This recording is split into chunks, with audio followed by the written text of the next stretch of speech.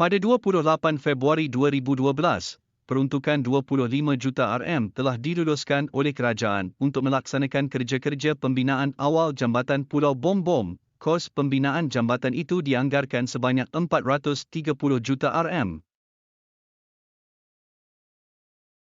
2 tahun selepas itu, Menteri Kemajuan Luar Bandar dan Wilayah, Datuk Seri Mohd Shafie Apdal menggesa agar kerajaan pusat mempercepat pembinaan jambatan berkenaan. Sementara pada 2018, Perdana Menteri ketika itu, Datuk Seri Najib Razak turut mengumumkan pembinaan jambatan menghubungkan Pulau Bom-Bom dengan Tanah Besar sempurna.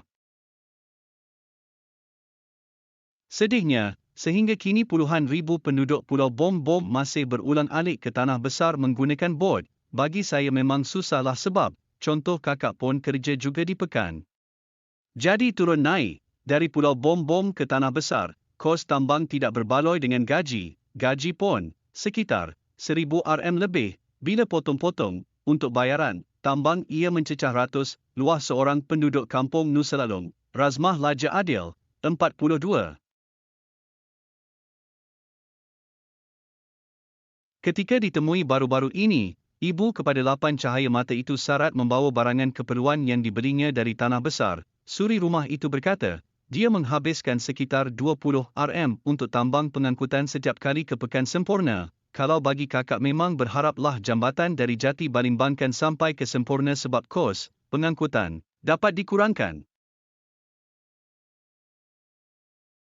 Contohnya, kalau jambatan sudah menghubungkan dengan Pekan, perjalanan kakak hanya 1 kali, terus ke Pekan, berbeza sekarang perlu naik bot di Jati Balimbangkan, macam kalau beli belanja banyak, perlukan perkhidmatan kereta sorong, luah Razmah lagi. Bagi Ketua Kampung Gelam-Gelam, Mohd Yunus P. Majirin, 54, pembinaan jambatan itu sangat penting bagi memangkin kemajuan ekonomi di Pulau Bom-Bom.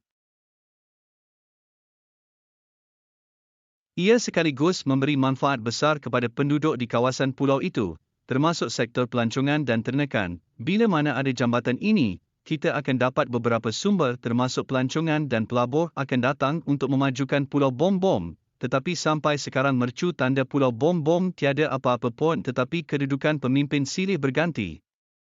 Kita sebagai penduduk Pulau Bom-Bom amat mengharapkan selepas pilihan raya ini siapa yang sudah kita pilih itu agar dapat menerajui dan memperjuangkan hak penduduk di sini, katanya. Begitupun, di sebalik keinginan penduduk yang dahagakan kemajuan menerusi pembinaan jambatan Pulau Bom-Bom, ada juga suara yang tidak bersetuju dengan pembinaan jambatan berkenaan. Penduduk Kampung Balimbangkan, Muhyiddin Tangiling, 61, mendakwa pembinaan jambatan itu kelak tidak memberikan manfaat secara menyeluruh kepada semua penduduk. Penduduk ujarnya, berdepan kekangan jika jambatan itu bukan dibina bermula dari Kampung Balimbangkan. Itu tentang majoritinya, pembinaan jambatan tidak wujud kalau cakap begitu.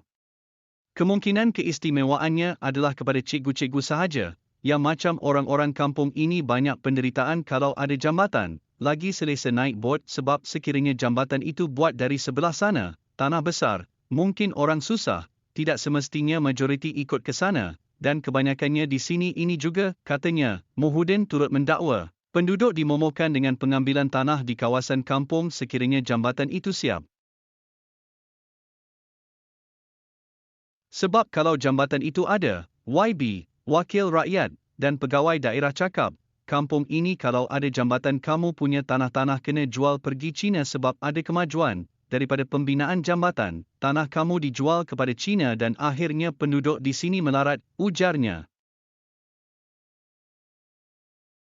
Dalam pada itu, Astro Awani turut mendapatkan respons daripada Mohd Shafie, yang juga penyandang kerusi Parlimen sempurna berhubung pembinaan jambatan Pulau Bom-Bom. Presiden warisan itu yakin sekiranya tidak berlaku perubahan kerajaan, janji yang diberikan kepada rakyat di kawasan Parlimen itu dapat ditunaikan.